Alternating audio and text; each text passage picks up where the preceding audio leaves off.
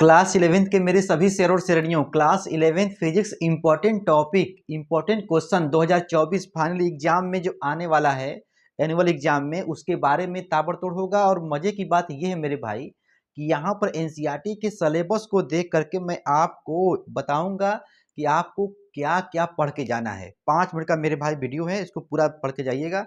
और आप मुझे ये बताइए, यदि आपके सामने आ जाए कि ऊर्जा की बीमा क्या होती है, गतिज ऊर्जा की बीमा क्या होती है, स्थितिज ऊर्जा की बीमा क्या होती है, तो आप इसको याद करते हो ना। तो मेरे भाई एक बात जान लो कि बीमा वाले में यदि ऊर्जा से कोई प्रश्न आता है तो समझ लेना कि उसका एक ही फार्मूला मेरे भाई याद कर लो, सबका बीड़ा पार हो जाएगा।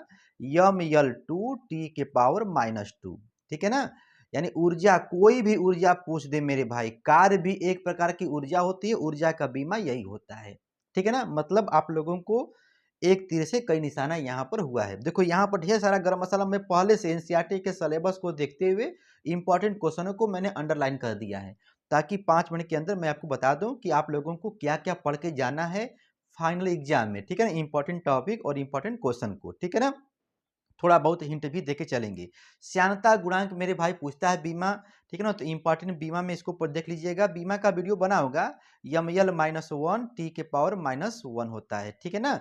लेकिन बीमा को लिखने के बाद ये बड़ा वाला ब्रैकेट लगा दीजिएगा, और ये कैपिटल जी की भी यहाँ पर बीमा आप लोग निकाल लीजिएगा। कहाँ से मिलेगा पता है ना, आप जानते हो यह बराबर आता है जी यम1 यम2 बाई आर स्क्वायर, जानते हो मेरे भाई ना। तो यहाँ से जो है जी का बीमा निकलता है, ठीक है ना। इसको इधर भेज देंगे तो ये हो जाएगा यफ आर स्क्वायर, और ससुरा यम1 यम2 को नीचे रख देंगे तो हो जाएगा यम1 यम2 नीचे हो जाएगा बराबर जी। तो कहने का मतलब मेरे भाई, मैं यहाँ पर ताबड़तोड़ सिर्फ ये बताने आया हूँ कि आप लोगों को पढ़ना क्या है, ठीक है ना। उसके बाद यहाँ पर आगे देखा जाए तो ये तो छोटे मोटे क्वेश्चन जो आते रहेंगे, लेकिन बीमा में एबीसी की बीमा निकालना देख लीजिएगा, क्योंकि इससे संबंधित 1 नंबर का क्वेश्चन रहेगा, ठीक है ना। उसके बाद यहाँ पर क्लास 11th फिजिक्स, देख मेरे भाई, यहाँ पर अदिश राशि सदिश राशि के भी बारे में पढ़ लीजिएगा। ये सब शॉर्ट टाइप वाले क्वेश्चन है, ठीक है ना। उसके बाद वेक्टर से जोड़ घटाव वाला, मापांक वाला भी क्वेश्चन आपके पेपर में रहेगा क्लास 11th फिजिक्स में, ठीक है ना। उसके बाद मेरे भाई यहाँ पे देखो, अब आगे बढ़ेंगे गति के नियम में, तो जड़त्व के बारे में पढ़ लीजिएगा।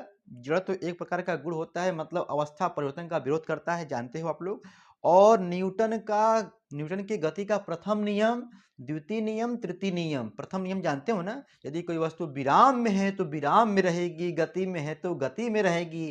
कब तक? जब तक कि उस पर कोई बाहरी बल न लगाया जाए। अंदर सब मेरे भाई खेला है। द्वितीय नियम भी आप लोग जानते हो, उसका यह बराबर यमय आता है ना, सॉल्व करने पर। तो आप लोग जानते हो तृतीय नियम मेरे भाई क्या है, जब एक वस्तु दूसरे वस्तु पर बल लगाती है तो दूसरी वस्तु भी पहली वस्तु पर उतना ही बल लगाती है, पढ़े हैं ना। तो पहले वस्तु द्वारा लगाए गए बल को क्या कहते हो? क्रिया कहते हैं, एक्शन।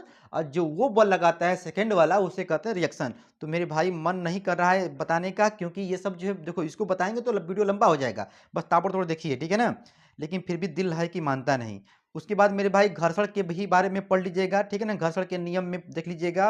अभिकेंद्र बल जरूर पढ़ लीजिएगा मेरे भाई, अभिकेंद्र बल, अभिकेंद्र त्वरण जरूर मेरे भाई जो पढ़ लीजिएगा। और यहाँ पे तो ये बताना भूल गए कि प्रक्षेप गति सिद्ध कीजिए, प्रक्षेप पथ परवलयाकार होता है, इसको भी पढ़ लीजिएगा, ठीक है ना। लास्ट में स्क्रीनशॉट आप लोग मार लीजिएगा, ठीक है ना। उसके बाद हम लोग जो पढ़ेंगे कार्य ऊर्जा शक्ति वाले चैप्टर में, तो कार्य ऊर्जा का प्रमेय है, उसको देख लीजिएगा। संरक्षी बल और असंरक्षी बल के भी बारे में जरूर पढ़ लीजिएगा, ठीक है ना। ये सब 1-1 नंबर वाले क्वेश्चन हैं। उसके बाद यहाँ पर आगे बढ़ोगे मेरे भाई, तो देखो ये दृढ़ पिंड वाला जो चैप्टर है ना, इसमें आप लोगों को देखने को मिलेगा प्रूफ करने वाले सवाल। जैसे कि कह दिया कि सिद्ध कीजिए टाउ बराबर आई इंटू अल्फा ना, ये जे बराबर आई ओमेगा, के बराबर हाफ आई ओमेगा स्क्वायर, ये सब पूछ सकता है, ठीक है ना। घूर्णन गति का समीकरण पूछ सकता है। तो ये सब जो है आप लोगों के पेपर में आ सकता है। कोणीय संवेग वाला मेरे भाई देख लीजिएगा, ठीक है ना। कोणीय संवेग संरक्षण का सिद्धांत भी देख लीजिएगा, बहुत ईजी है, ठीक है ना, मजा आता है, ठीक है ना। इसको जरूर देख लीजिएगा, ठीक है। बाकी आप समझदार हैं। जड़त्व आघूर्ण के बारे में, ठीक है ना, इसको भी देख लीजिएगा, ठीक। तो यहाँ से 3-4 क्वेश्चन जो है बन सकते हैं इस चैप्टर से, ठीक है ना। Important topic class 11th physics important topic चल रहा है 2024 एग्जाम के लिए, फाइनल एग्जाम के लिए, ठीक है मेरे भाई ना।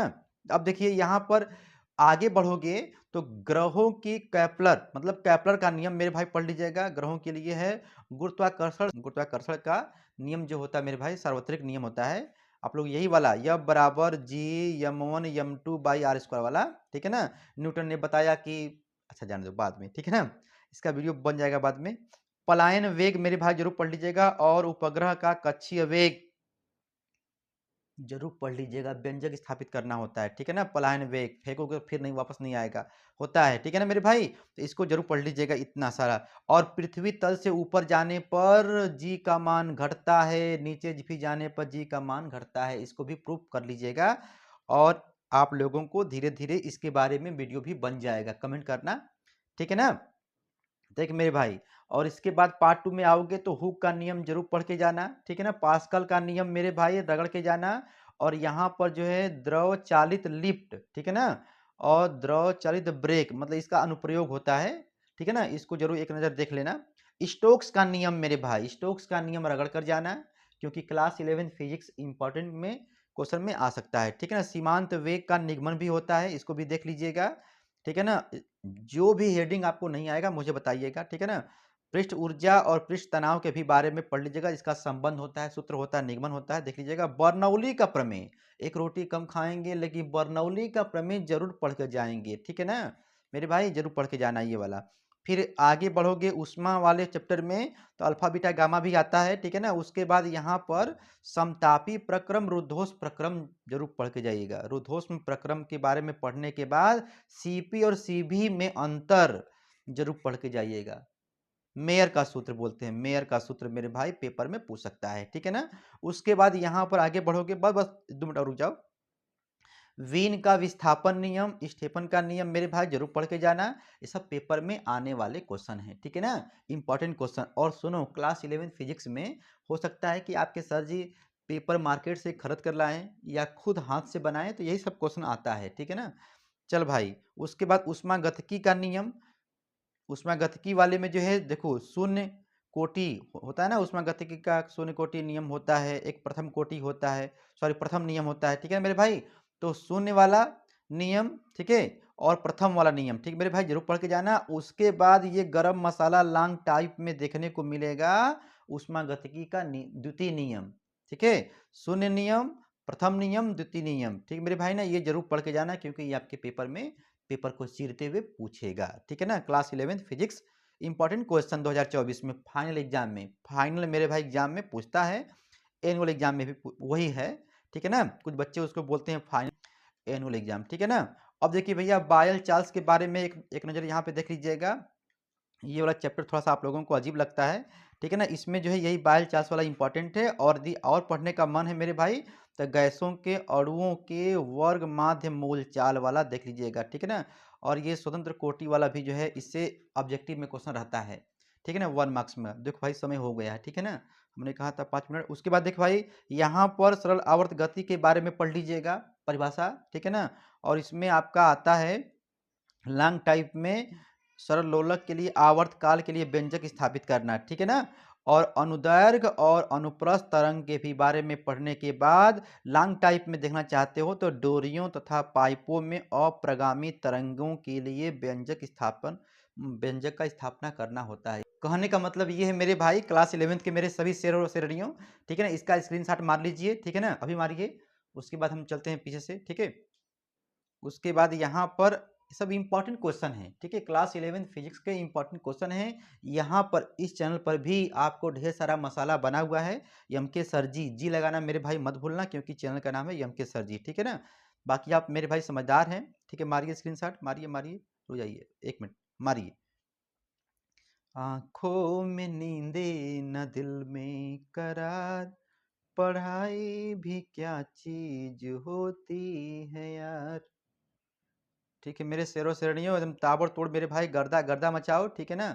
यहाँ पर एम के सर जी आप लोगों की सेवा में आते रहते हैं, ठीक है। जो भी वीडियो चाहिए बताइएगा, गर्दा गर्दा मचाएंगे। Bye bye.